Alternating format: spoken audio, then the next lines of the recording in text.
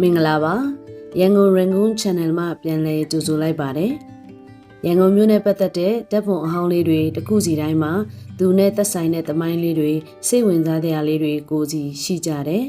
ဒီနေ့မှာတော့ရန်ကုန်မြို့လျှက်စစ်မီးစတင်တွေ့တန်းထွန်းညှိခဲ့တဲ့အချိန်ကစလို့အရင်က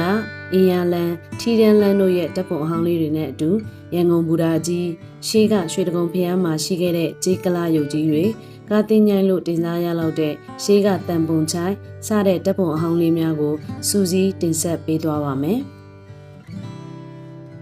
လွတ်လပ်ရေးရပြီးတစ်နှစ်အကြာ1949ခုနှစ်ဦးနုဦးဆောင်သည့်ဖာစာပါလဆိုရလက်ထက်တွင်ရပ်ပေါင်း100ကျော်ဖြစ်ပွားခဲ့သည့်အင်းစိန်တိုက်ပွဲအတွင်းကစူးလီပုံရိပ်ရှေးကရန်ကုန်မှာလက်မှုလုပ်ငန်းရောင်းဝယ်စုပေါင်းလုပ်ကိုင်ရာအစုအလိုက်လမ်းမြည်များတွင်ခဲ့ရာယနေ့ကြီးမြင့်နိုင်ထီတန်းလန်းသည်လည်းတခုအပါဝင်ဖြစ်၏ထိုအချိန်ဥရောပသားတို့အခေါ်ဘာရှားလို့ခေါ်တဲ့တဲအိမ်ကလေးတအိမ်စီတိုင်းမှာမိသားစုအလိုက်ထီလုပ်ငန်းလုပ်ကိုင်ခဲ့ခြင်းကြောင့်ထီတန်းလန်းဟုယနေ့ထိအမည်တွင်၏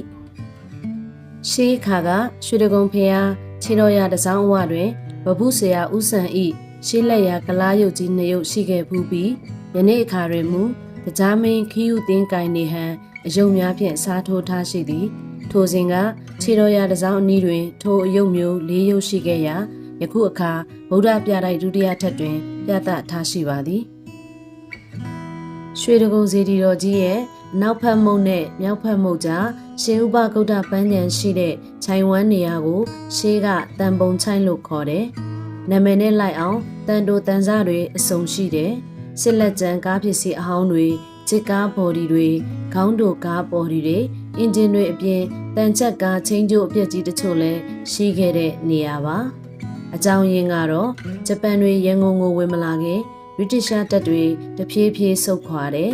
အဲ့ဒီအချိန်မှာ၎င်းတို့ရဲ့ရင်အားလုံးကိုမတည်ယူနိုင်တာကြောင့်ရန်သူလက်သို့မကြရောက်စေဖို့1942ခုနှစ်မတ်လမှာမရေမတွက်နိုင်သောကုန်တင်ယာဉ်များနှင့်အခြားယာဉ်များကိုဖျက်ဆီးပြီးဒီနေရာမှာပစ်ခဲ့ကြလို့ပါပဲစစ်ကြီးအပြီးကားဖရိန်ဆိုလျင်ဝယ်ရန်မလို့ထန်းခပေးလျင်ရွှေတကုံတန်ပုံချိုက်မှာသွားထမ်းလို့ရတယ်လို့တောင်ဆိုရိုးရှိခဲ့ပါတယ်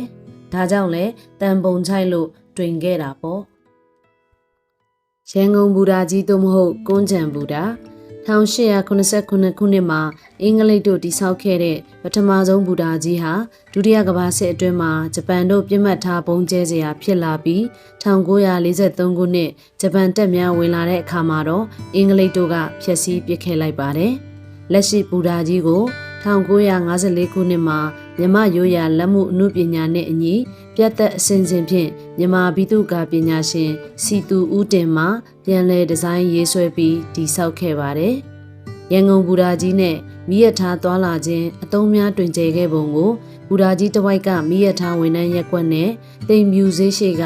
ရုံပိုင်တဲ့အရာရှိတွေနေကြတဲ့တစ်သားအင်ကြီးများကိုကြည့်ရင်သိနိုင်ပါတယ်။ယခင်ကကွန်းကြံတွေရှိခဲ့လို့ကွန်းကြံဘူတာတစ်ဖြစ်လဲရန်ကုန်ဘူတာကြီးနဲ့ပတ်သက်လို့ကျွန်တော်ဖတ်ဖူးတဲ့ဆရာတက္ကသိုလ်မောင်တုံညရေးတဲ့မာလိုးနှိန်းဆိုတဲ့ရည်စရာအဖြစ်လေးပြောပြချင်ပါတယ်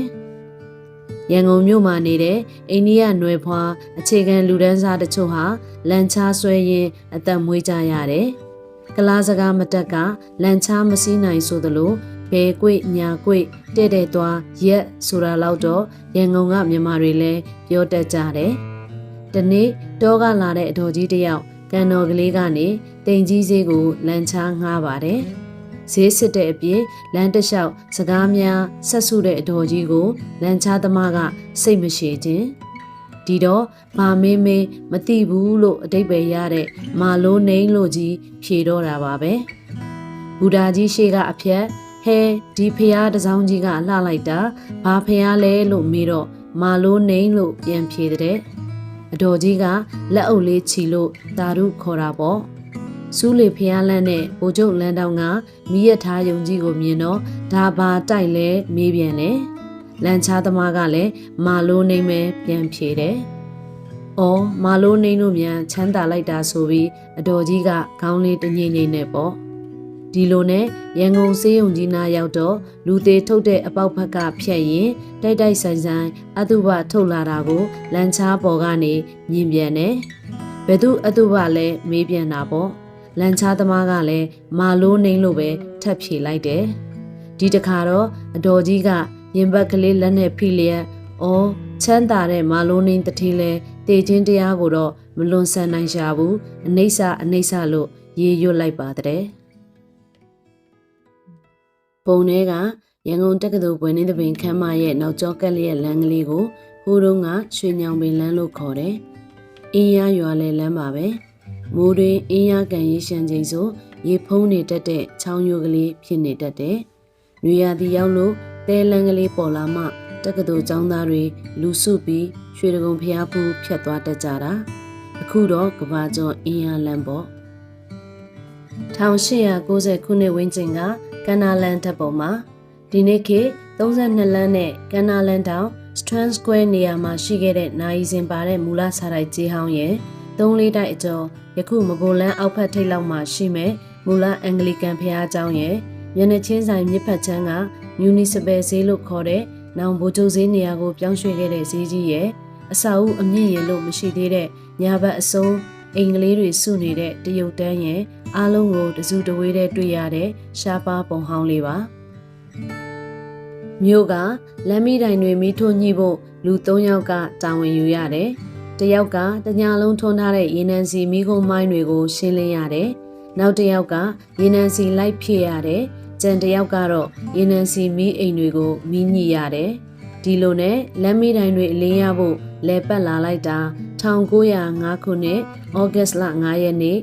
9နာရီမှာတော့အဆုံးသတ်သွားခဲ့တယ်ဘာလို့လဲဆိုတော့အဲ့ဒီခုနှစ်လရက်အချိန်မှာမီးခလုံးနှိပ်ပြီးပထမဆုံးလျှက်စစ်မီးတိုင်စတင်ထွန်းညှိနိုင်ခဲ့လို့ပါပဲဘယ်မှာလဲဆိုတော့အိန္ဒိယနိုင်ငံဘန်ဂလောမြို့လို့လဲခေါ်တဲ့ဘန်ဂလူရူမြို့မှာပါအာရှရဲ့ပထမဆုံးလျှက်စစ်မီးထွန်းညှိနိုင်ခဲ့တဲ့မြို့လဲဖြစ်ခဲ့ပါတယ်အဲ့ဒီအချိန်ရန်ကုန်ကလည်းအရန်ကြီးတော့နောက်ကျမကြမ်းခဲ့ဘူးတစ်နှစ်ပဲကြာတယ်လေ1906ခုနှစ်ဒီဇင်ဘာ15ရန်ကုန်မှာပထမဆုံးလျှက်စစ်ရထားစတင်ပြေးဆွဲတယ်ဒီကုမ္ပဏီကပဲ1909ခုနှစ်မှာရန်ကုန်လမ်းမီးတိုင်တွေကိုလျှက်စစ်မီးစတင်ထွန်းညှိတယ်အရင်ကတော့ရေနံစီမီခွက်တွေနဲ့ပဲအိန္ဒိယအလုပ်သမားတွေညဘက်ထွန်းမနက်ဖက်ပြန်သိမ်းခဲ့ကြရတာ